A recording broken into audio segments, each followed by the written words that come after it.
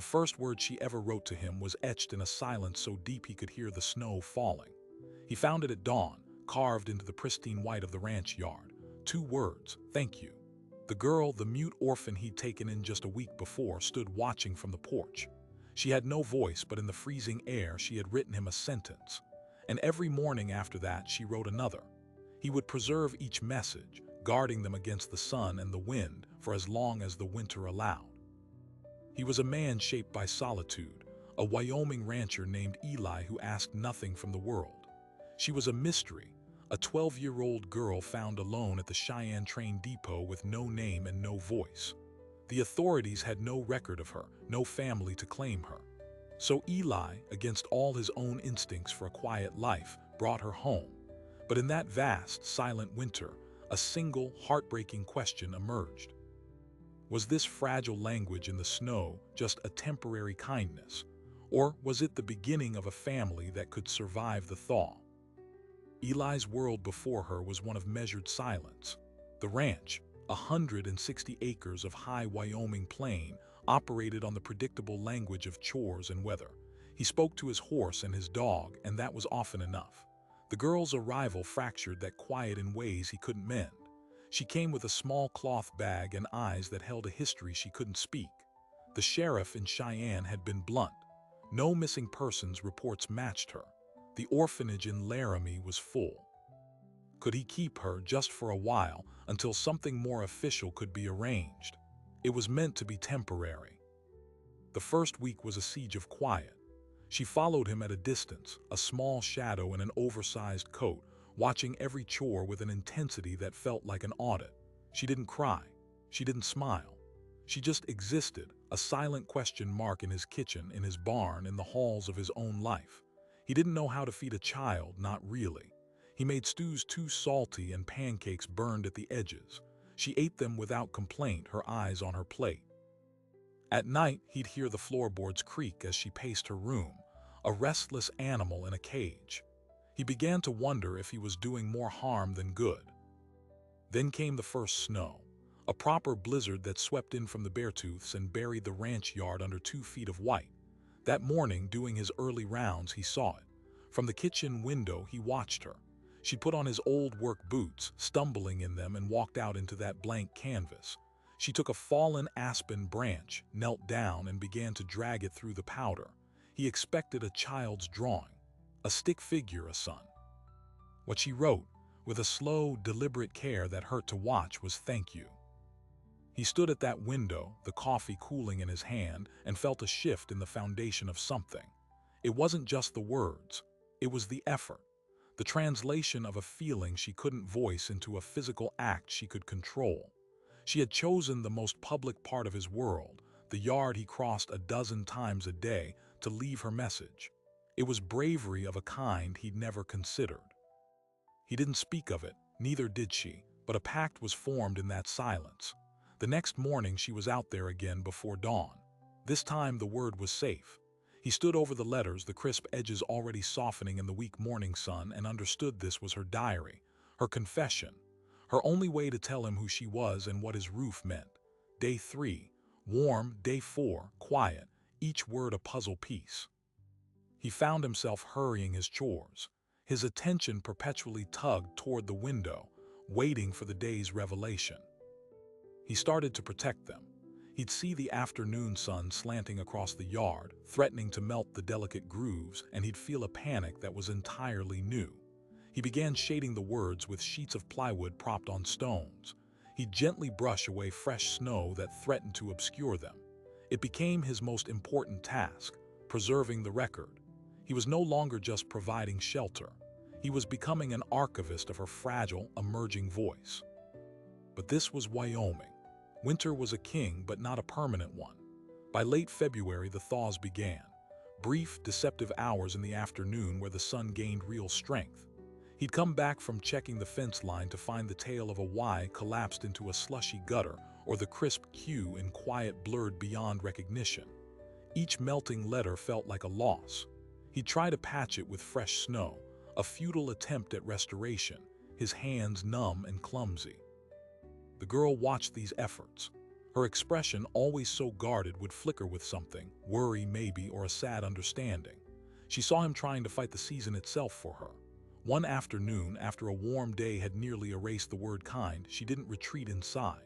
She walked up to him as he stood staring at the ruined patch of ground. She looked from the mud to his face, reached out and very lightly touched the back of his work-roughened hand, a gesture of thanks and of consolation. It was the first time she had initiated contact. That night, Eli made a decision. He couldn't stop the spring, but he couldn't let her words just vanish either. In his barn, he found old cedar planks meant for repairing troughs. He brought them into the workshop behind the house, fired up the wood stove, and began to measure and saw. He wasn't a craftsman, but he was determined. He would make a record she could hold. He worked late into the night, the girl watching from the doorway, her silhouette framed by the lantern light from the kitchen. The next morning, he presented it to her. A simple board about the size of a ledger, sanded smooth. Beside it, he placed a piece of charcoal from the stove. He said nothing, just pointed to the board, then to the snowy yard outside. An exchange, a translation. She stared at the gift for a long minute, her face unreadable. Then she picked up the charcoal. She didn't go outside. Right there on the kitchen table, she bent over the board and began to write. Not a single word, but a sentence. The first full sentence she had ever given him. The charcoal whispered across the grain. She wrote, "The snow will take my words away." Eli read it, and a cold that had nothing to do with the weather settled in his chest. She wasn't just making observations. She was grieving in advance. She was telling him she knew this fragile piece had an expiration date. And in that moment, the sheriff's truck came bouncing up the long, muddy driveway, kicking up gravel. The official world, the world of paperwork and permanent decisions, had just arrived on his porch. The temporary arrangement was over. Sheriff Briggs didn't come alone. A woman in a stiff wool coat sat in the passenger seat, her face pale and sharp against the window. Eli met them on the porch, his body instinctively blocking the doorway behind him. The girl had vanished into the house. "Eli," the sheriff nodded, his breath making plumes in the cold air. "This is Mrs. Vance, from the Family Services office in Casper." Mrs. Vance offered a thin, bureaucratic smile. "We've had a development, Mr." "Just Eli." "We've had a development," she repeated, opening a leather folder. "A family has come forward, in Billings, Montana. They believe the child may be their niece, a girl named Lot. She went missing from their care under complicated circumstances about 8 months ago." The words hit Eli like a physical blow. A family, a name, Lot. It was what he was supposed to want, a solution, an end to the temporary. So why did it feel like a sentence? "She doesn't speak," Eli said, his voice rough. "Trauma can do that," Mrs. Vance said, not unkindly. "The descriptions match. The age, the fair hair, the muteness." She glanced past him into the house. "We need to bring her to the office for a proper identification. The aunt and uncle are driving down tomorrow." "Tomorrow?" Eli echoed the word, which felt absurdly fast. The world was moving in a sudden, jarring lurch. "It's procedure," Sheriff Briggs said, shifting his weight. He looked uncomfortable. "Best to get it sorted, Eli." There was no refusing, not legally. Eli turned and went inside. The girl Lot was pressed against the wall in the hallway, her eyes wide and fixed on him. She had heard every word. He knelt down, which felt like the right thing to do. "Some people are coming," he said, keeping his voice low and even. "They think they know you, your family." He watched her face for any sign of recognition, of relief. He saw only a dawning terror. She shook her head once, a violent, jerking motion. Then she turned and ran up the stairs to her room. The door clicked shut. That night, the snow writing changed. He found it in the blue light of pre-dawn. Not a single word of gratitude or observation. A plea carved deep and desperate into the crust of snow. "Don't go." He stood over it, the cold seeping through his boots, and felt a helpless rage. He was trying to protect her messages from the sun, but he had no idea how to protect her from this. The trip to Casper was a silent 100-mile ordeal. Lot sat stiffly in the truck, staring out at the blurring prairie. She held the cedar board on her lap, her fingers tracing the grain. At the family services office, a place that smelled of antiseptic and old carpet, they were led to a small, airless room. The aunt and uncle were already there.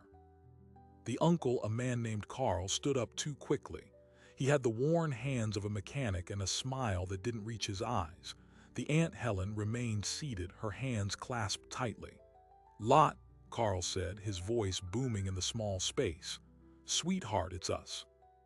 The girl flinched, shrinking back against Eli's leg. She did not run to them, she did not nod. She stared at them with the frozen stillness of a rabbit caught in open ground. Helen's smile tightened. "She was always a quiet one," she said, her voice thin. "But this is new, after the accident." "What accident?" Eli asked. A look passed between the couple. Carl cleared his throat. "Her parents, my brother and his wife. Car went off the road into the Yellowstone River, a tragedy.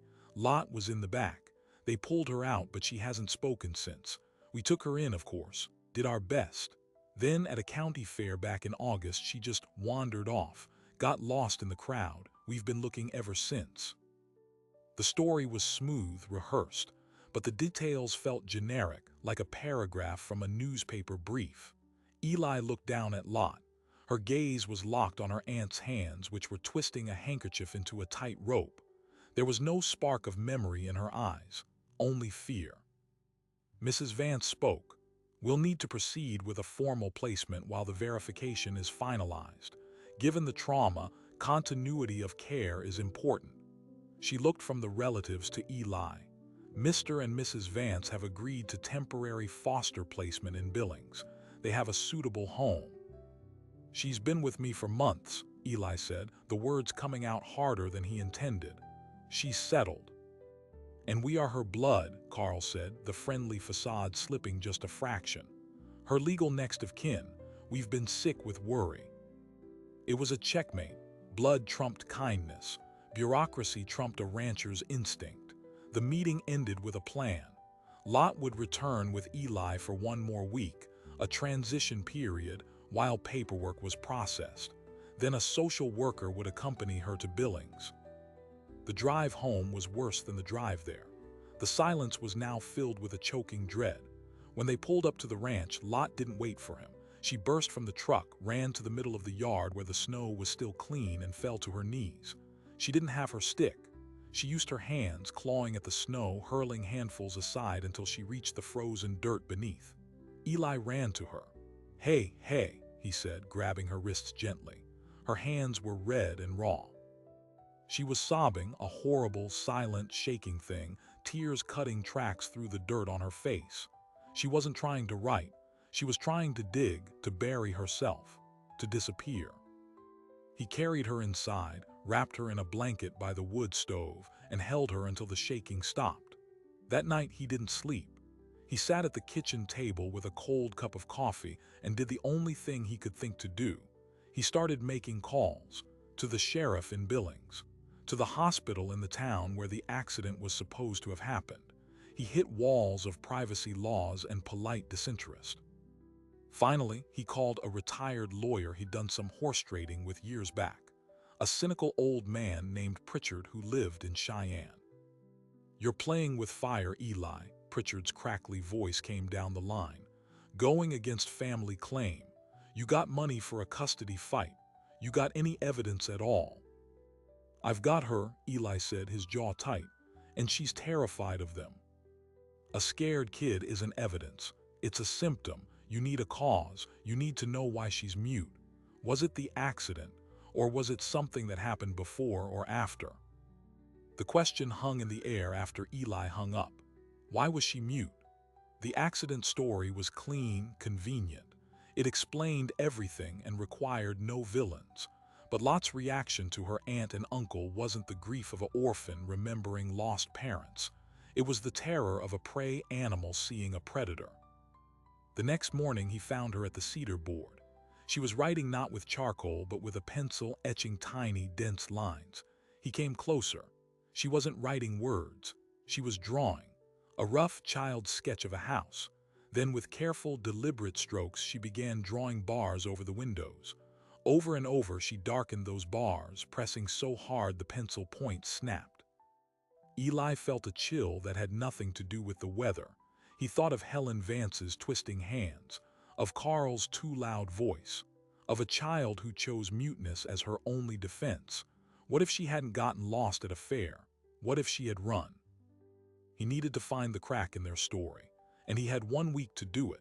He drove back into Casper, this time to the county record's office.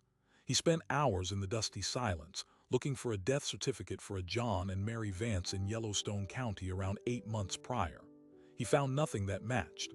He searched newspaper archives on microfiche, his eyes straining at the blurry text, looking for any report of a fatal car accident involving a couple with a young daughter. Again, nothing. The absence of evidence was starting to feel like evidence itself. On his way out, defeated, he passed the public library. On a whim, he went in and asked the librarian if he could look at out-of-state phone directories. For Billings, Montana, he found the listing for Carl Vance, and right below it for a John Vance, at a different address. His heart hammered. John Vance, the supposed dead brother. The listing was current. He called the number from a payphone outside. A man answered. "Yeah." "Is this John Vance?" Eli asked, trying to keep his voice neutral. "Who's asking?" The voice was wary. "My name's Eli. I'm calling from Wyoming. I'm trying to reach the family of a girl named Lot Vance." There was a long, dead silence on the line. Then the man's voice, low and tense. "You found her. Is she all right?" "You're her father," Eli stated, the truth crashing into him. Yes, I am. Where is she?" "My brother, he told everyone we were dead. He took her. After the fire, after we lost everything, we sent Lot to stay with them for a few weeks, just to get back on our feet. Then they vanished. They took her. We've been looking for 8 months. The police said it was a family matter, that she was probably with relatives." The man's voice broke into a raw sob. "Is she safe?" Eli leaned his forehead against the cold metal of the phone booth. The entire story had been inverted. The villains were posing as saviors. The real parents were living a nightmare. And Lot's muteness, it wasn't from grief. It was from betrayal. From being stolen by the people she was supposed to trust. He arranged to meet John Vance the next day at a truck stop halfway between Casper and Billings. He told Lot he was going to get supplies, a lie that sat bitter on his tongue. The meeting was a collision of two shattered worlds. John Vance was a younger, leaner version of his brother, with kind eyes red-rimmed from crying. He showed Eli pictures of Lot as a younger girl, smiling, holding a kitten. He had documents, her birth certificate, school records, a missing persons report that had gone nowhere. "She saw it," John whispered, clutching a coffee mug. "The fight before they took her. Carl wanted us to sign over our share of the family land after the fire wiped us out. We refused. He was furious. Lot was in the next room. She hasn't spoken a word since that night. We think she believes if she's quiet, if she's no trouble, they won't be angry, that they'll bring her back to us." Eli drove back to the ranch, the truth like a live wire in his chest. He had the evidence. He had the real father. He could stop this. He pulled into the yard just as the sun was setting, casting long, cold shadows. And that's when he saw the unfamiliar sedan parked by his barn, and Carl Vance standing on his porch, hammering on the front door. He'd come a week early, and he was alone. Eli's truck hadn't even stopped rolling before he was out the door, his boots crunching on the frozen gravel. "She's not going anywhere with you." Carl Vance spun around, his face a mask of false concern that slipped instantly into something colder. "Where is she? We had an agreement, a week." "The agreement was a lie," Eli said, closing the distance between the porch and his truck. He kept his voice low, but it carried in the still air. "I spoke to her father, John. He's very much alive." The name hit Carl like a physical blow. He took a half step back, his eyes darting toward the house, then to his car. The friendly uncle act evaporated. "You don't know what you're talking about, rancher. You're confusing her. She's a traumatized child." "The only trauma she has is from you," Eli said, his hand closing around the door handle of his truck, not to open it but to ground himself. "You took her. You told people her parents were dead. That's kidnapping. Carl's face hardened. He smoothed his jacket, a calculated move.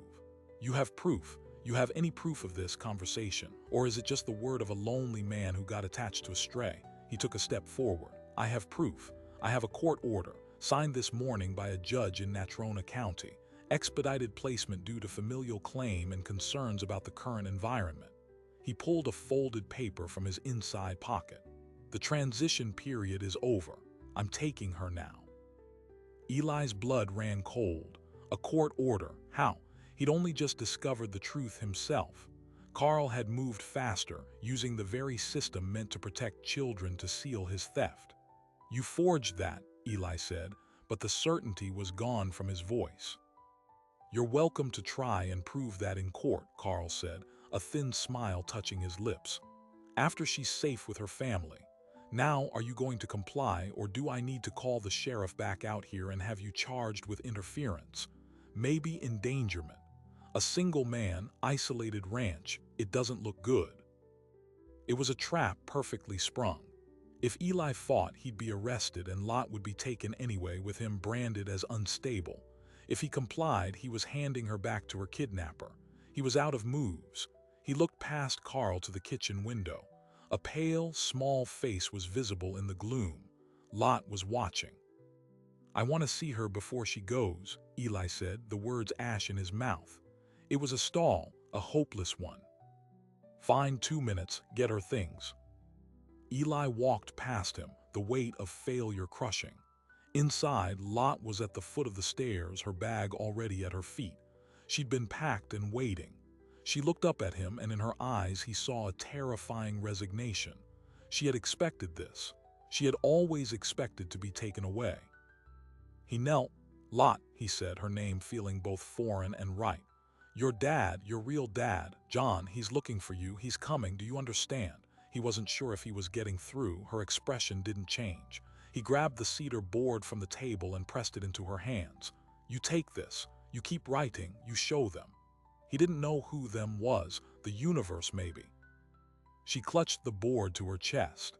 Then, with her free hand, she reached into the pocket of her coat and pulled out a folded piece of paper. She pressed it into his hand. Her fingers were ice cold. Carl's voice bellowed from outside. Time up. Eli helped her put on her coat, his hands fumbling. He walked her to the door. At the threshold, she stopped and looked back at the warm, dim kitchen, at the wood stove, at the table where she'd written her first sentence. Then she turned and walked out into the cold evening, toward Carl's waiting car. She did not look back at Eli. Carl opened the passenger door for her, a grotesque pantomime of care.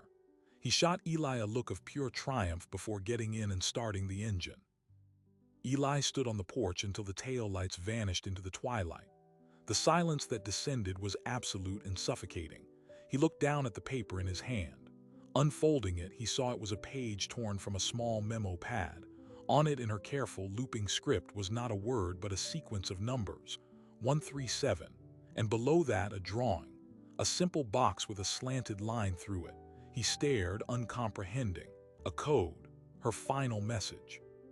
He called John Vance immediately. He took her. He had a court order, he just left. John's voice was a raw scrape of panic. What, how, which way? East toward Casper, I assume, to the highway. Eli's mind was racing, the numbers burning in his vision. 137. John did not have a pet, a dog, a cat. A cat, a gray tabby. She loved that cat. Why? What was its name? Smokey. Eli, what's happening? 137. SMY Smokey. She used the number of letters. It was a test. A way to prove she was communicating intentionally, that her muteness wasn't a lack of understanding. The drawing, a box with a line through it. No box, not a box. A barred window, the drawing from her board. She was telling him where she was afraid she was going. Back to the house with the bars, Carl's house. She's trying to tell us where she thinks he's taking her, Eli said, the pieces locking together. Your brother's house in Billings, that's where he'll go. I'm 4 hours away, John cried. I'll call the Billings police, but with a court order from Wyoming. I'm closer, Eli said, already moving toward his truck. I can be in Billings in 3. Give me the address. He scribbled it down along with John's frantic description of the house, a one-story brown siding on the edge of town. He hung up and ran for his truck. But as he turned the key, a terrible, logical thought occurred to him. Carl was not a fool. He had a Wyoming court order, but crossing into Montana with a child under contested circumstances was risky. He wouldn't go straight home. He'd go to ground. He'd wait for things to cool off. Eli sat in the idling truck, the heater blasting cold air. Where? He thought of Carl's demeanor, confident, prepared. He had a plan B, a place nearby. Somewhere he felt he had control. The answer came with a sickening clarity: the family land. The land he'd tried to force John to sign over. It was in Montana, but just over the border in the shadow of the Pryor Mountains. John had mentioned it during their meeting, a rundown cabin on 40 acres that had been in the family for generations. A perfect, isolated holding cell. Eli called John back. The cabin, the family land, would he go there? A beat of stunned silence. Yes. Oh God, yes, it's remote. No neighbors for miles. He'd feel safe there. It's about an hour north of the highway past Lovell. A new destination. Eli recalculated. It was farther on rougher roads. 4 hours, maybe more in the dark. He pulled out onto the main road, pushing the old truck faster than was safe on the packed snow. He drove in a fury of concentration, one hand on the wheel, the other holding his phone, calling everyone he could think of. Sheriff Briggs was skeptical. Eli, if he's got a valid order, my hands are tied. It's a Montana matter now. The order is based on fraud. The judge was lied to. Then you need a Montana judge to overturn it. I can't chase a man into another state over a custody dispute. My advice: get a lawyer, first thing in the morning. It was the textbook, bureaucratic response. It would be too late. Eli called Mrs. Vance's after-hours number. It went to voicemail. He left a frantic, rambling message about kidnapping and forged death certificates. He had no faith it would be heard in time. He was alone, just a rancher in a truck chasing a ghost into the night. The only thing he had was the conviction in a child's silent messages and the desperation of a father he'd only just met. He crossed the state line near Sheridan, the darkness swallowing the road whole. His phone, searching for signal in the mountains, buzzed with a text from an unknown number. It was John. Spoke to Billings PD. They contacted Carbon County Sheriff near the cabin. A deputy is going to do a welfare check. ETA unknown. I'm on the road behind you. For God's sake, be careful. A welfare check, it was something. But ETA unknown in this terrain could mean dawn. Eli pushed the truck harder. The roads grew narrower, the snow at the shoulders deeper. He turned onto a gravel county road, the sign barely visible, Vance Creek Road. According to the map, the cabin was 5 miles up. The truck's headlights cut a weak path through the swirling snow that had begun to fall. 2 miles in, he saw it. Fresh tire tracks, cutting through a thin skiff of new powder, turning off the main road onto an even rougher track. Eli slowed, his heart hammering. He couldn't risk the headlights. He killed the engine and the lights, plunging himself into utter blackness. He sat, listening to the tick of the cooling engine and the whisper of snow on the windshield. After a minute, his eyes adjusted. A faint, warm glow was visible through the trees, maybe 300 yards off the road. A light in a window. The cabin. Got out, the cold biting through his coat instantly. He had no plan, no weapon but his fists. He started walking, staying in the tree line, his boots sinking into the deep, silent snow. As he drew closer, he could make out the shape of a small, dilapidated log cabin. Carl's sedan was parked haphazardly next to a woodpile. Smoke curled from the stone chimney, and in the single-lit window he saw her. Lot. She was sitting at a table, her back to the glass, the cedar board in front of her. He was 50 yards away when the cabin door opened. Carl stepped out, stretching, a cigarette in his hand. He looked around, a king surveying his domain. Eli froze, a dark shape among darker pines. Carl's gaze swept past him, then back. He squinted into the gloom. He'd seen something. "Who's there?" Carl called out, his voice cutting through the quiet. He dropped the cigarette and reached behind his back under his jacket. When his hand came back, it held the dull gleam of a pistol. "Show yourself." Eli had no choice.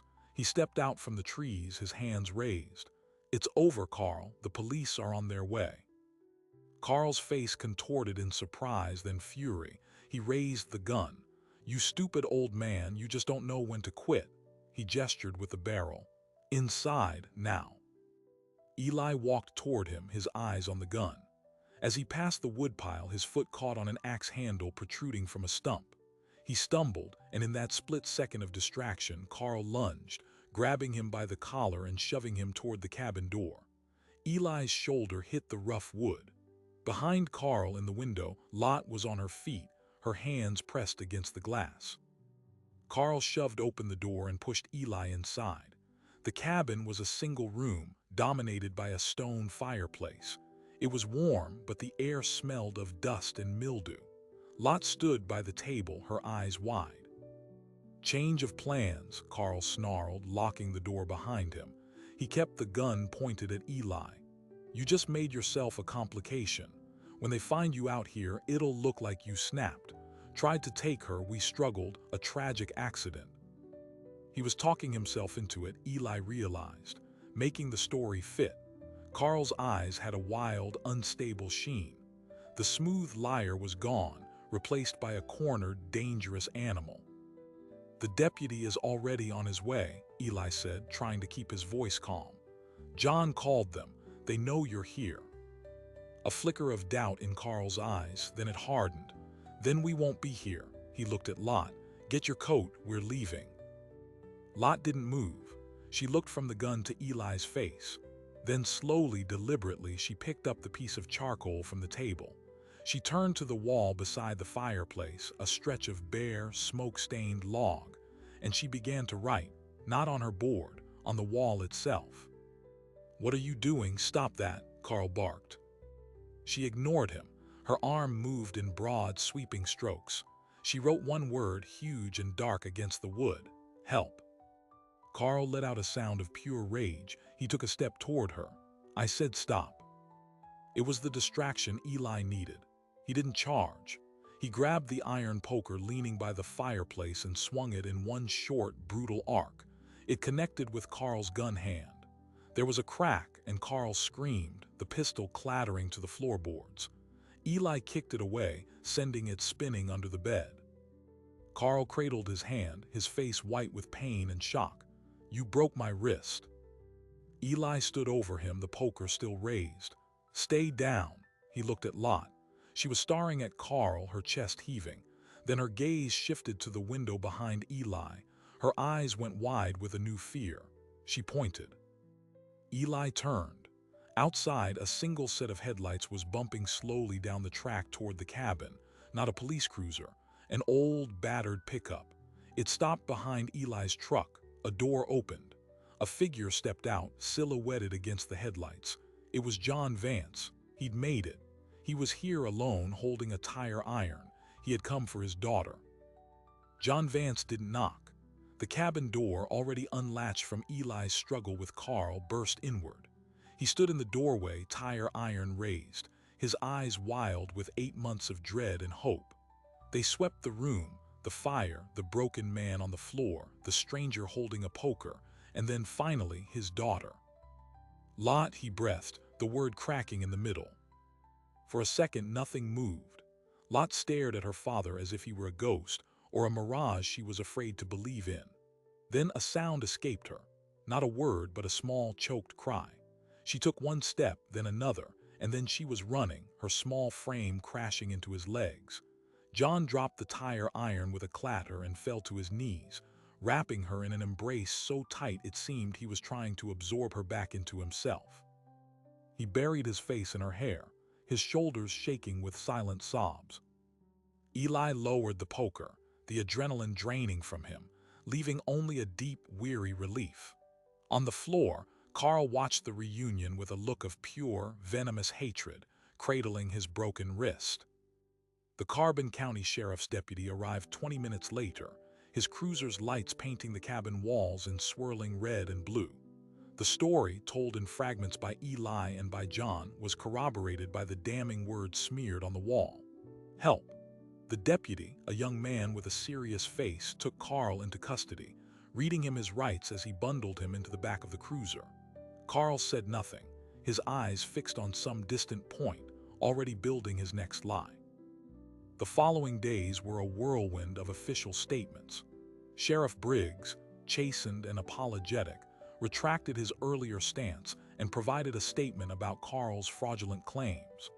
The Wyoming judge who'd signed the expedited order, presented with the evidence of the fabricated death certificates and the testimony of the very much alive John Vance, rescinded it immediately.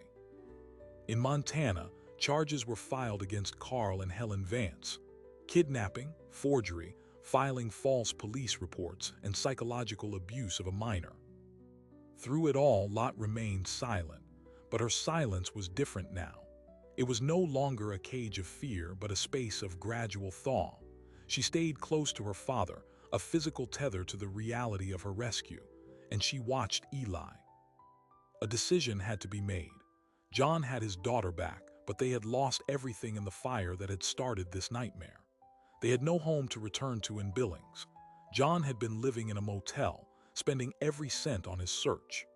Eli, standing on the porch of his ranch house 3 days after the cabin, posed the question that had been forming in his mind since he saw John hold his daughter. You both should stay here for a while, until you get sorted. John looked out over the snowy yard, where the last remnants of Lot's old words were faint depressions in the crust. We can't impose like that, Eli. You've done more than enough.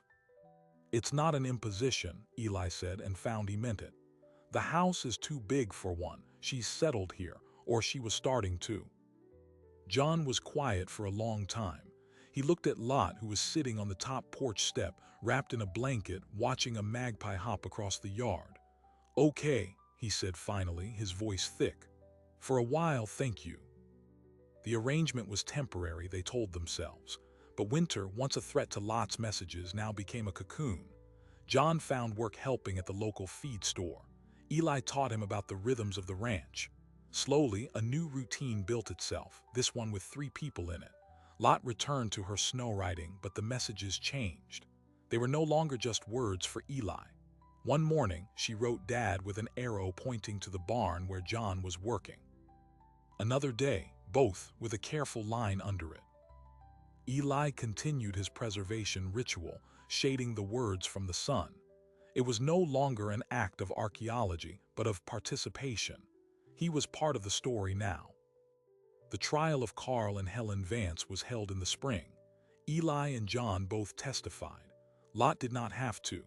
The prosecution used her cedar board as evidence, showing the progression from simple words to the drawing of the barred window. The help on the cabin wall was entered into the record as a photograph. It was overwhelming. Carl, realizing the tide had turned, tried to cut a deal by implicating Helen, claiming she was the mastermind.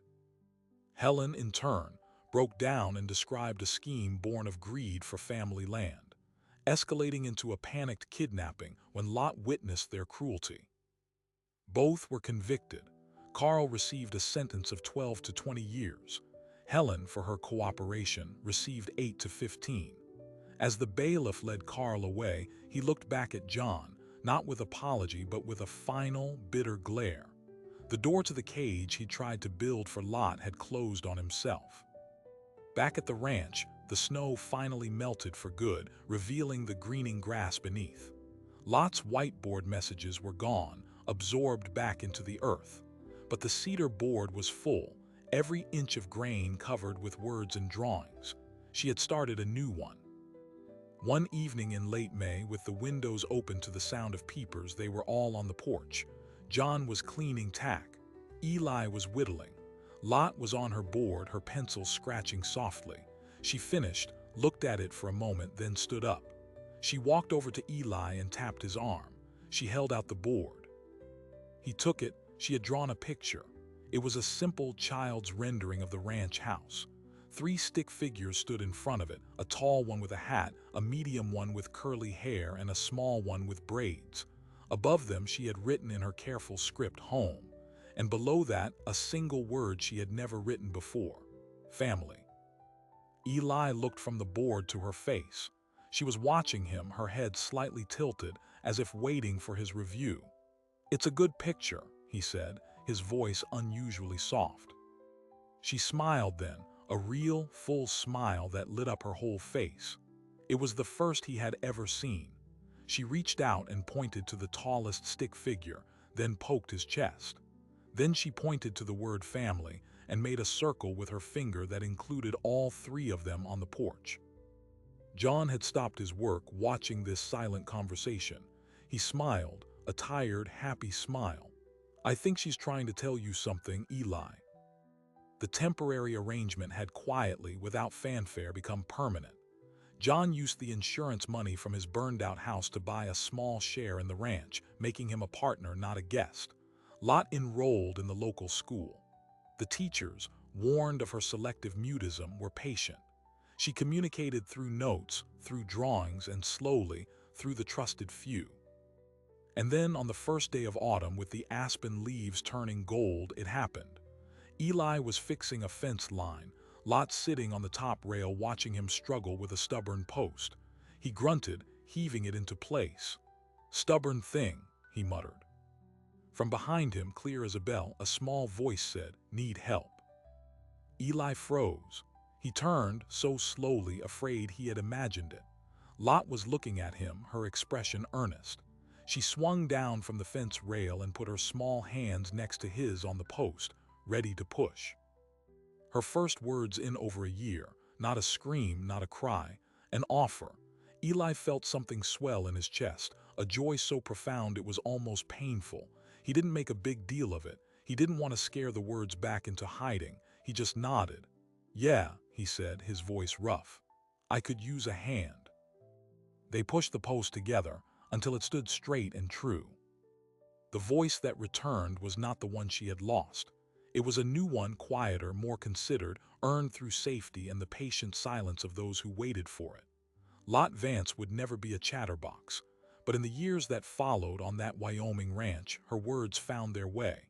To her father, to Eli, who she never called anything but Eli, but with a tone that meant everything, to teachers, to a few close friends. The cedar board, covered with the history of her silence, was hung in a place of honor in the ranch house kitchen. Eli never varnished it. He left the charcoal smudges, the grooves from her pencil, the faint ghost of the word help she had traced over and over. It was not a relic of a sad time. It was a testament, a map of how she found her way back when the world had tried to erase her. The snow still falls every winter on that land, and sometimes even now you might find a word or two written in it on a fresh morning. A joke, a reminder, feed horses, beautiful day. The messages are no longer fragile secrets to be preserved against the sun. They are notes left in a shared language, knowing they will melt, knowing they will be seen, knowing they are understood. John Vance built a life there, his hands learning the rhythms of cattle and haying as naturally as they once managed hardware. The partnership with Eli, born of crisis, deepened into a friendship forged in the quiet, daily work of building something lasting. The ranch became more than a refuge. It became a root. Carl and Helen Vance served their sentences. Letters from Helen, full of remorse, arrived occasionally. John read them, sometimes aloud to Lot when she was older, explaining the complexity of people capable of both great cruelty and late regret. Lot listened, her silence now a choice, a thoughtful quiet. She wrote back once. A short letter, it said, "I forgive you, do not write again." It was not an invitation back into her life. It was the closing of a door she controlled, the final word. The story of the mute orphan and the rancher isn't about a miracle cure. It's about the space between words. Eli didn't heal Lot's voice. He protected the silence until she was ready to leave it. He listened to what she said in the snow, and in doing so, taught her that someone was listening, that her voice, in whatever form it took, mattered. We live in a world of constant noise, of demands for instant answers, for definitive statements. But what about the stories told in the quiet, the messages written in mediums that fade? This is a story about the power of paying attention to the fragile, the temporary, the unspoken. It asks a simple, lingering question. How many voices around us are waiting, not to be fixed, but to be heard? Lot Vance's voice was eventually heard in a court of law, too. When she turned 18, she gave a victim impact statement at a parole hearing. She spoke aloud, clear and steady, about the fear, the loss, and the long road back to trust. She did not shout. She did not cry. She simply stated what had happened to her. And in that room, her one silent truth was the most powerful sound of all. The ranch still stands. The family that was built there from broken pieces and unexpected grace still thrives. It is a monument to a simple, radical idea that sometimes the strongest bond is not forged in grand declarations, but in the daily, deliberate choice to show up, to read the messages in the snow, to stand guard against the thaw, and to believe that a new voice is worth waiting for. If you believe in the stories that happen in the quiet corners of the world, hit that subscribe button. Because for every story shouted from the rooftops, there are 100 more being written in the snow, waiting for someone to see them before they melt. I'll see you in the next one.